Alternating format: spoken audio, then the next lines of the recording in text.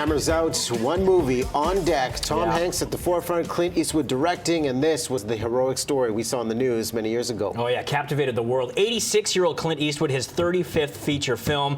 And a little setup for you. January 2009, Captain Chesley Sullenberger landed the U.S. Airways flight on the Hudson River after just a couple minutes after takeoff from LaGuardia in New York. It hit a flock of geese. The whole thing happened in about 6 minutes. Now Clint Eastwood bringing you the story on the big screen with Tom Hanks front and center. Mayday, mayday, mayday. This is Cactus 1549. Hit birds. We've lost thrust on both engines. We are turning back towards LaGuardia. Which engine did you lose? Both engines. Ignition. Thrust levers confirm. Idle. Cactus 1549, if we can get it for you, do you want to try to land runway 13? We are unable. We may end up in the Hudson. It's going to be left traffic, runway 31. Unable. Okay, what do you need to land?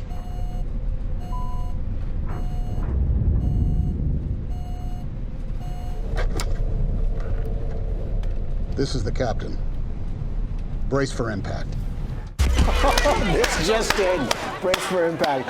Brace for impact! Aaron Eckhart's face says it all about the decision to land on the Hudson. But knowing that we are aware of the outcome, how do they build up the dramatic tension in the movie to keep us interested? So many great things. They give you a little insight into who Sullenberger is in terms of his past. So what led to this quick thinking on his part. Also the ensuing investigation, because he came under fire about his decision to land on the river, which was essentially a death sentence. No one thought he could pull it off. So there was an investigation into whether or not he could have went back to LaGuardia. Also, you mentioned Aaron Eckhart. He is the secret weapon in this film with even some well-placed humor. And you mentioned the looks. There are so many subtle, nuanced looks and body language in the film that just carry the story so well without the aid of script. And also, the first responders and the way the rest of the flight crew responded in this emergency, brilliantly executed here. And when the plane actually hits the river, I mean, that stuff is masterfully done by Eastwood. I mean, Clint is a bit heavy-handed in his storytelling. Some of his movies are a bit corny. There are scenes like this, like that in this film.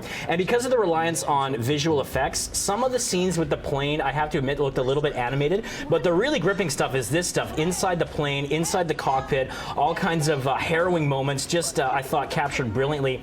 And Clint used a different editor for this film, so it's a brisk runtime of 96 minutes. So it's got this great sense of flow, immensely rewatchable, and it's just ultimately compelling. And I mean, Tom Hanks is aging like a fine wine. The guy is so commanding in this role. He carries the entire film, along with Eckhart and the rest of a formidable cast. But this is a blockbuster type movie, full of optimism, genuine crowd pleaser.